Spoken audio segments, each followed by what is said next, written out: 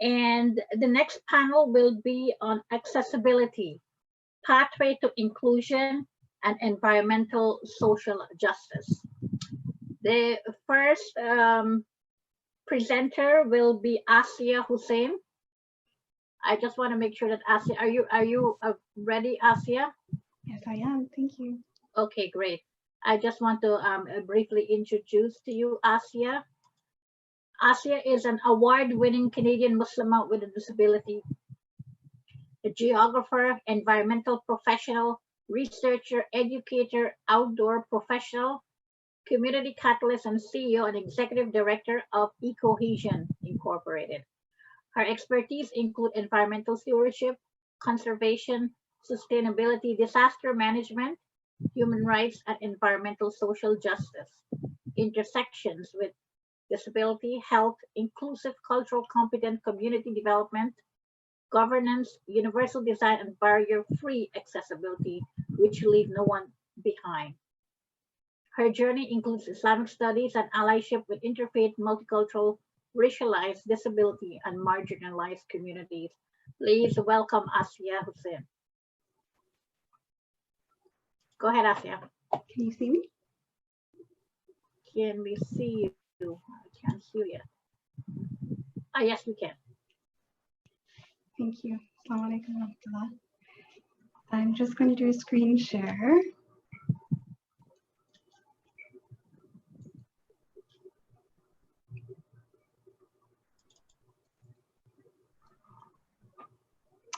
Okay, let me do something else here. There we are. So I'm going, like Sister Rabia, I'm going to ask for everyone's patience with me. I am visually impaired. Oh, yes. Okay, Aasiya, we have 10 minutes, okay? And if everybody can keep on their time because we're running late already. Thank you. No, yes, I understand. Okay, so I'm allowing access for your team to help with the slides, inshallah. All right, so أعوذ بالله من الشيطان الرجيم بسم الله الرحمن الرحيم الحمد لله رب العالمين والصلاة والسلام على رسول الله صلى الله عليه وسلم أما بعد. Assalamu alaikum wa rahmatullahi wa barakatuh. Annie Chemegwich to the cherished Indigenous peoples of Toronto Turtle Island, of which these lands from where I speak are their traditional ancestral territories, here cherishing it since time immemorial. The Mississaugas of Credit First Nation, Six Nations of the Grand River, the Huron-Wendat, the Mississaugas of Scugog Island, the Hiawatha, Alderville, Curve Lake First Nation, Chippewas of Georgina Island, the Chippewa of Rama First Nation, and the Beausoleil First Nation. Peace and blessings be with you, respected elders, scholars, disability experts, and audience, with gratitude to our Curator Most High for the opportunity to join you and for the unwavering stellar leadership of our hosts, Dean Support Services. This short talk on disability disaster management and environmental social justice will be followed with in-depth exploration during Ecohesion's. Okay, just a second. Can I just regain access to this? Okay. Here we are. I'm just gonna, so essentially, this is just a very short presentation, and the full one will be following through our webinars on ecohesion.ca along with the research. And now on to our abstract itself when we're talking about the research, but also on the groundwork that we do in disaster management. Persons with disabilities are the most vulnerable to disproportionate harm from disasters plaguing people and planet. This disproportionate vulnerability is amplified with intersections of disability, with disparities in race, gender, poverty, xenophobia, marginalization, exclusion, and injustice. It behooves our shared world to understand why and take tangible action through nothing about us without us approach to ensure that the most vulnerable are not left behind. With this imperative, we explore disability intersections with disaster management and environmental social justice and how we can prevent, alert, respond to, mitigate, and manage disasters in our built, natural, and social environments, with key focus on marginalized and racialized communities among Muslims with disabilities, and in Islamic context for cultural competency, namely where built encompasses masajid and built spaces where Muslim communities converge. Natural includes outdoor spaces, natural disasters, and climate crisis implications. And lastly, social, referring to how we interact, communicate, govern, approach equity, healthcare, medical emergencies, including COVID-19, human-induced disasters and humanitarian crisis, abuse, and Islamophobic attacks, culminating in a holistic understanding of the implications of these complexities as all three realms intersect: built, natural, and social for our shared world's resiliency. Through this, it's found that inclusive, barrier-free accessibility, universal design, human rights, equity, and environmental social justice with this nothing about us without us approach is essential to ensuring that the most vulnerable among people with disabilities are not left behind during disasters nor everyday life, and that this is essential in Islamic ihsan, ethics, and duty. So when we're looking at disaster management, it's essentially a cycle. We're trying to prevent and mitigate them from happening, and while also trying to prepare for the event that an incident might occur, so much so that we're more resilient in how we respond and recover, and from this experience, learn from that to then put it towards our prevention and mitigation in the future. Now, the problem, though, is when we're looking at disaster risks in this field, disaster risk is essentially the hazard that we're facing times vulnerability equaling the disaster risk. So if we're looking at vulnerability, this whole management cycle, unfortunately, in real life, people with disabilities are the most vulnerable, and yet we're left behind during all of this.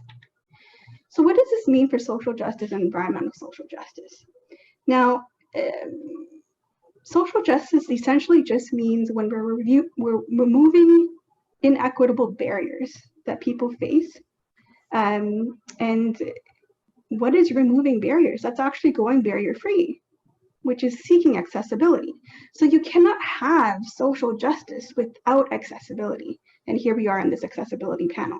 So when we're looking at removing these barriers that we're facing, and these barriers to even surviving disasters, we're looking at this accessibility in our built, natural, and social environments. What is it that makes us, people with disabilities, most vulnerable? I break it down to the root causes. 4. 1, eugenics ableism, which means dehumanizing and devaluing people with disabilities at their core, which then gives rise to ableism in the form of able-bodied hierarchical hegemony. Basically, very verbose way of saying ableism that can be systemic, institutionalized. It could be between people, it can be cultural, it could be implicit and explicit bias. All of these things creating inequities through occupational apartheid, meaning separating people from that which others can have the privilege to have, to live without barriers. And the 4th one is how disability intersects with our shared world, and just through the inherent nature of a person's disability, but also with things like gender, race, socioeconomics, etc., which are all, and many more. And all these things put together create a very massive disproportional disparity that people with disabilities experience. So for example, if we're looking at COVID-19, 83% of Toronto patients are from racialized Black, Indigenous, people of color, with racialized persons with disabilities being the most vulnerable to mortality and expenses.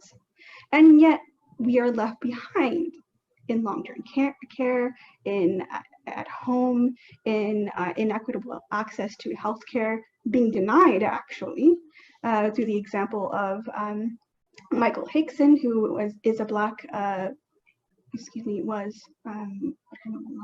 a Black quadriplegic man who was denied COVID-19 treatment and basic care and life-saving measures because the doctor in the ER deemed his life not worthy.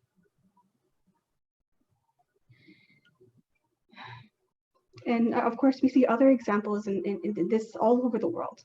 Other examples could be, we heard about the medical model by Dr. Ghali, and included in this, when we're looking at discrimination, includes racialized hijabis, especially Black, Brown, and Middle Eastern, who statistically are dismissed far greater than other patients, with fatal consequences, delayed and denied healthcare, similar to our brother in humanity, Michael Hickson.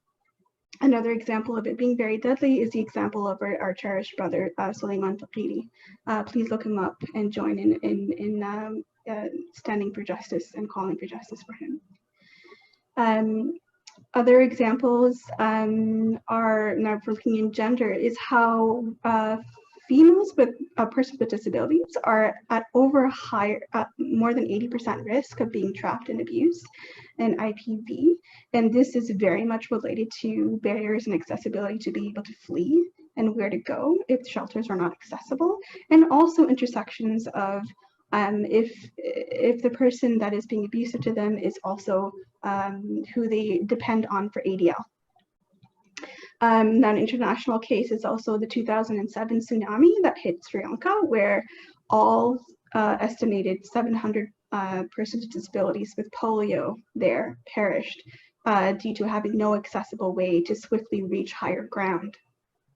And of course,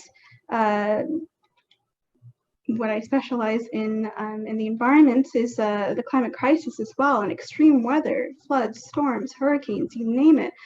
Persons with disabilities, when these things occur, when these hit, among the many reasons why we're the most vulnerable is because not just the example of trying to flee and escape for cover, but when this happens, we also lose power. We also lack accessible alert systems. And so can you imagine that all that combination together, without power, you're also without accessibility if that relies on that for your life dependent equipment, mobility, treatment, communication, sustenance, safety, evacuation, shelter, and return. It's quite deplorable that these things are systemic, but there are ways to break through this systemic ableism. For example, when we're in the response and relief cycle, to make sure that it's prioritized to be swift and barrier-free, to prioritize persons with disabilities, that there's backup generators, etc., that are completely funded, and etc., and more things we can discuss if we have more time. I want to be respectful of my co-panelists. So in essence, if I just summarize what we're going to be discussing later, the three ways that I would suggest that we not leave the most vulnerable behind among persons with disabilities is to first dismantle the roots of injustice and disparity, which is to dismantle that eugenics ableism, the able-bodied hegemony, and the occupational apartheid. How? Through inclusive, barrier-free accessibility and universal design. What is universal design? It's when things aren't, just accessible for the sake of meeting a law, but it's designed so well with accessibility that it benefits everybody. Text messaging is an example. It was designed for people experiencing barriers with telephone, and now everyone loves it. So that's another way that we can look at this approach and leaving nobody behind. Our alert systems, if we create them so that they are compatible with every accessible technology out there on every platform, then that would be quite beneficial for everybody. And also consulting persons with disabilities, nothing about us without us. And in every realm, in governance, in not just consulting, but paying them. Then, putting this into example. How much time do we have, Rafia? You just half a minute, actually, Rafia. Half a minute, yeah. So I'm gonna, and the reason why I put ... is because our next panelist, I believe, is going to be talking more about accessibility examples, and I can always come back to answer questions on them. For example, how we can make our massages more resilient, not just, with this universal design, it also makes us safer against Islamophobic attacks. It makes us safer when we have flooding, when we have earthquakes, when we have, et cetera, et cetera. So this is the beauty of accessible universal design. And here's just, just for the people who are really, really wanting to get outdoors, a lot of us are people with disabilities who are vulnerable to COVID-19 and we're stuck indoors. And so our outdoor spaces that we would have wanted to go to, first of all, are not accessible to us. This is just one thing that I'm sharing because I think most people may not know about it. These are examples around the world, here in Canada and all the way in the UAE as well. If you want to get out to the water, you basically can't if you are using, if you're a wheelchair user or other assistive devices. So this is an example of universal design with accessibility that benefits everybody. Look at the picture at the bottom. I'll describe it for my fellow people with disabilities. Thank you, Aasiya. Thank you very much. Thank you. Thank you. Aasiya's presentation, definitely very informative, acknowledging the lands that we are settled on here, talking about disaster management, the vulnerability of people with disabilities, et cetera, et cetera.